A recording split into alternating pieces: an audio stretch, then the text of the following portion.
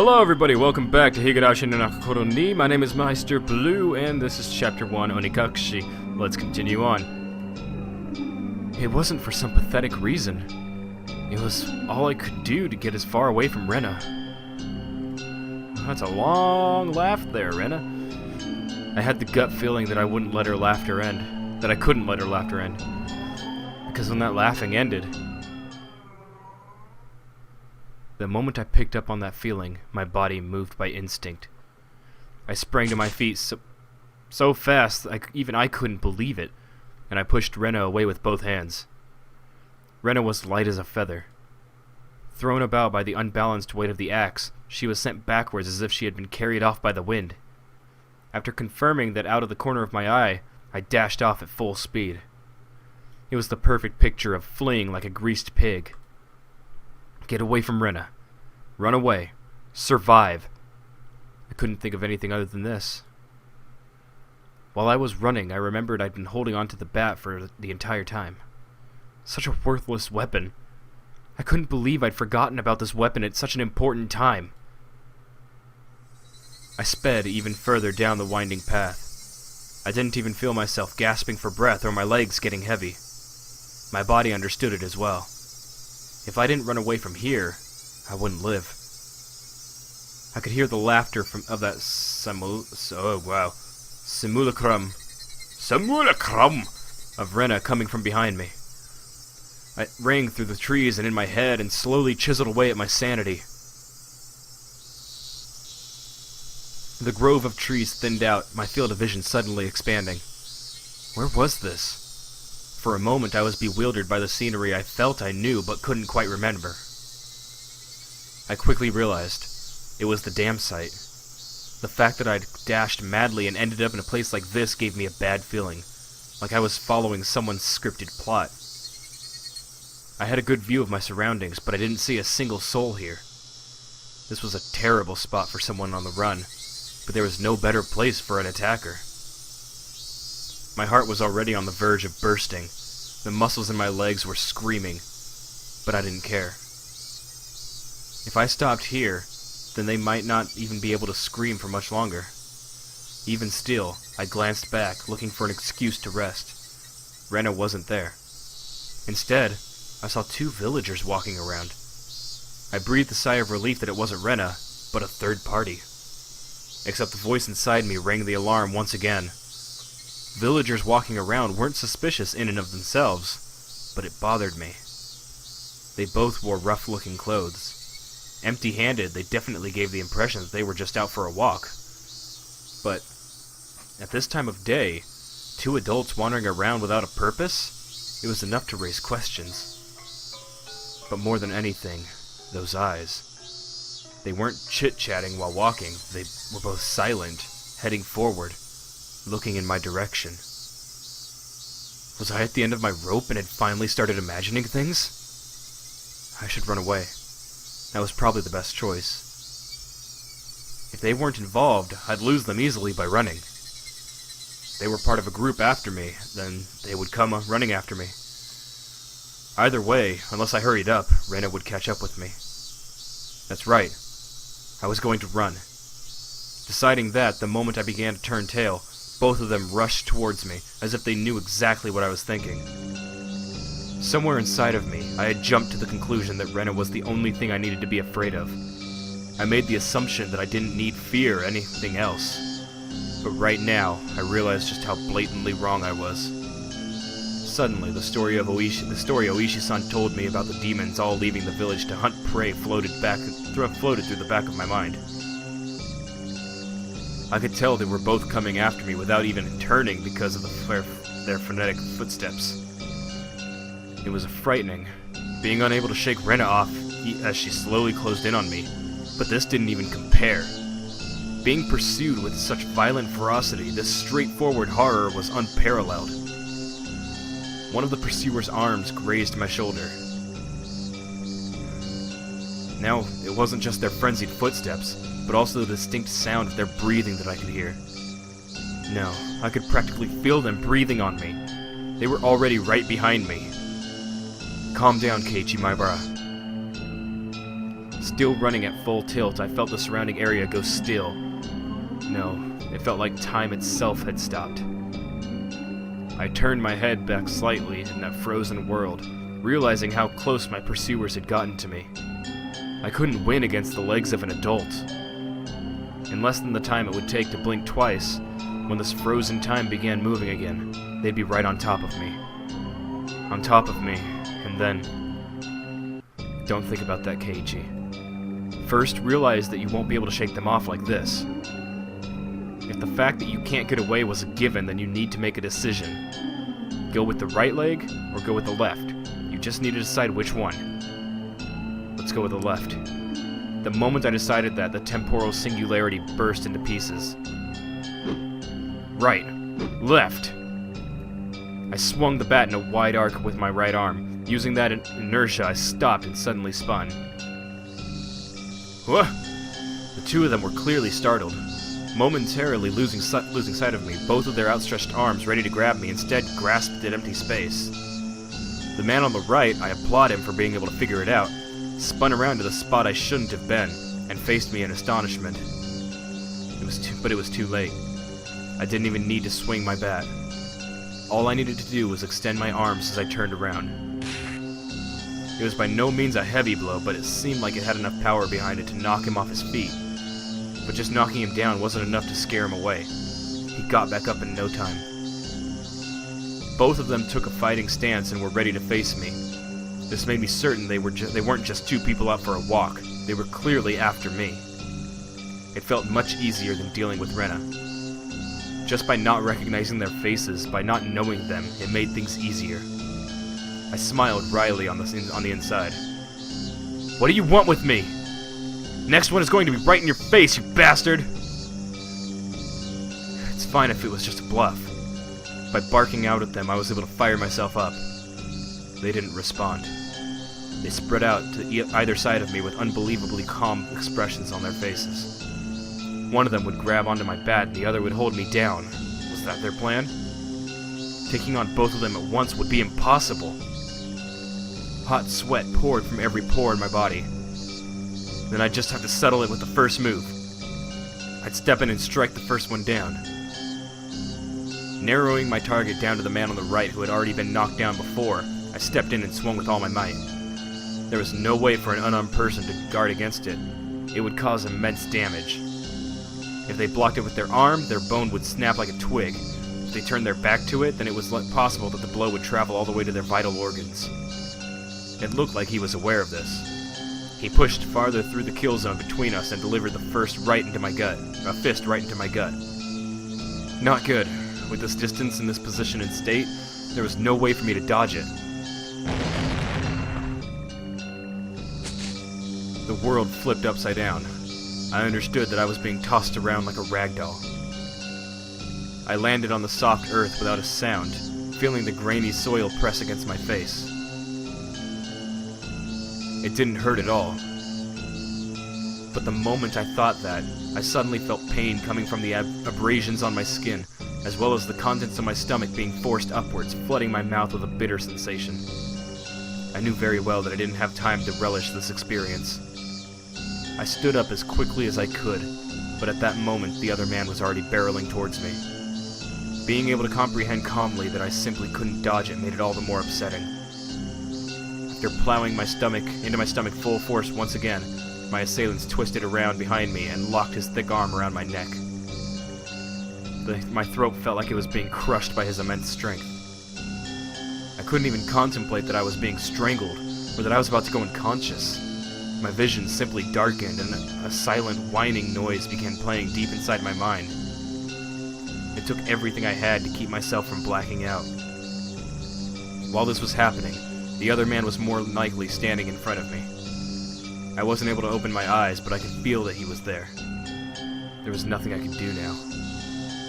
Unable to shake this arm off of me, I couldn't run. I couldn't fight. Dire straits. I couldn't even come up with a phrase that adequately described my situation.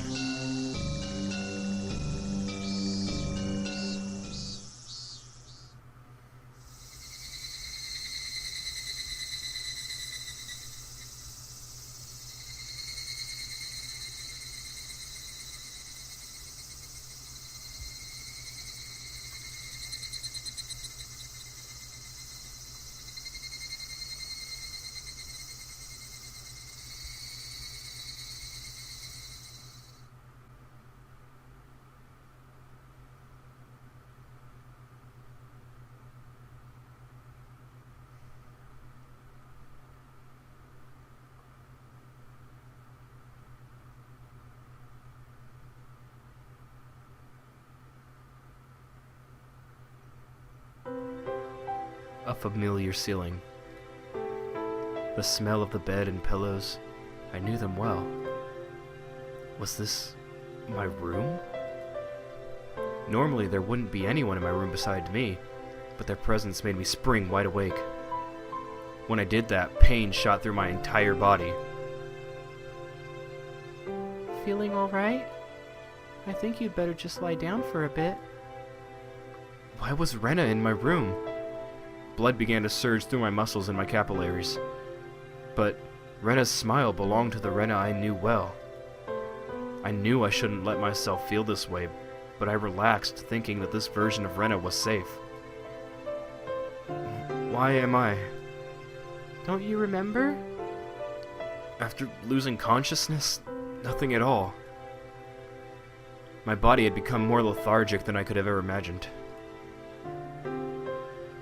I guess that would be the expected outcome after exerting everything I had back there. I tried to at least clear my head, but I couldn't shake the sluggish feeling out of my mind. I called the doctor. He should be here soon. I think you'd better just lie down until then. I wasn't injured seriously enough to merit calling a doctor, but knowing that someone impartial was coming was slightly reassuring. Why am I here? I'm sure I was at the dam site. That's what I want to know. What happened? When I got there, Keiichi-kun was already passed out.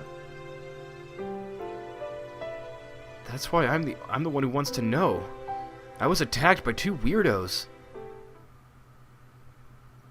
As I talked about it, I finally remember what happened right before I passed out. Recalling that memory and the terror that went along with it caused the fogginess around my head to clear right up. Let's forget about those two for now. I didn't expect Rena to be nursing me. I thought Rena was trying to kill me. She would have had the perfect chance while I was unconscious. Not only did she not kill me, she had nursed me back to health. Amazing you could drag me all the way back here. Wasn't I heavy? Looking at Rena's delicate frame, it was hard to believe that she had not only gotten me back home, but even dragged me all the way up to the second floor. Did she have some help? Don't you remember, Keiichi-kun? Rena appeared a bit surprised, but still kept her smile. I only propped you up on my shoulder. You said you could walk on your own and that you were fine. You don't remember? I didn't remember. My memory was fuzzy after the point where I lost consciousness. What about those two? Huh? When you got there, Rena, the ones with me, or rather those two guys. There wasn't anyone. She said it bluntly. The way she stated it felt slightly unpleasant. I was just too timid at that time. I might have been able to force some answers out of Rena. But if I did that, then this kind Rena might transform into the scary Rena who I didn't know.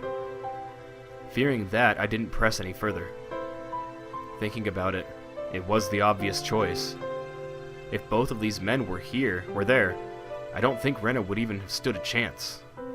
I couldn't find a way to explain it unless I assumed she brought me here after those two were already gone.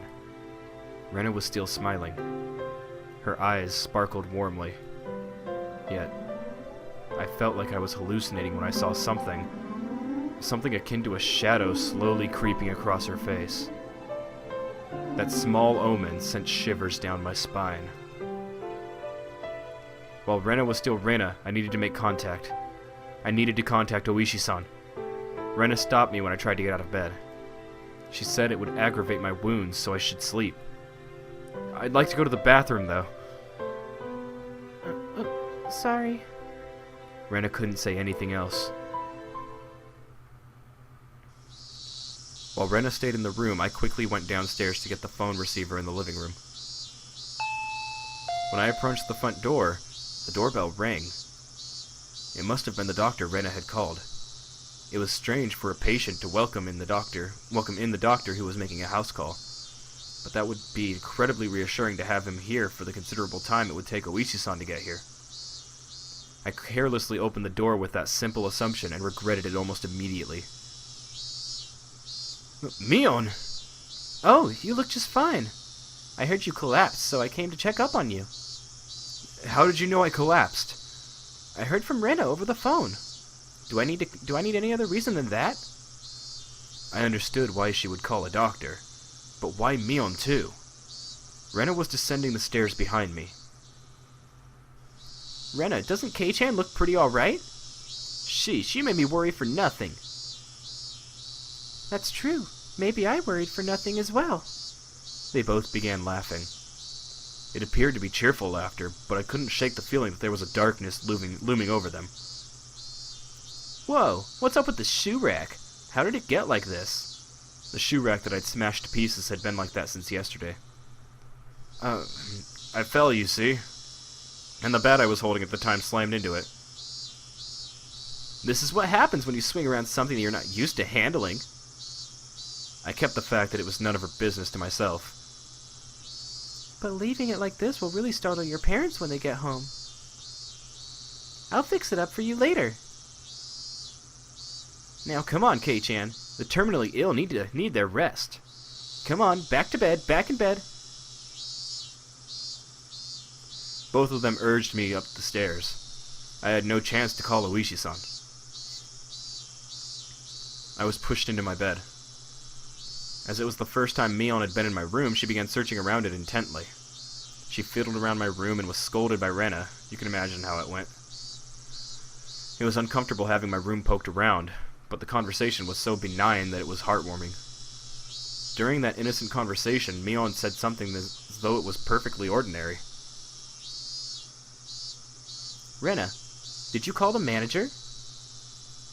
Yep, right after I called Mi-chan.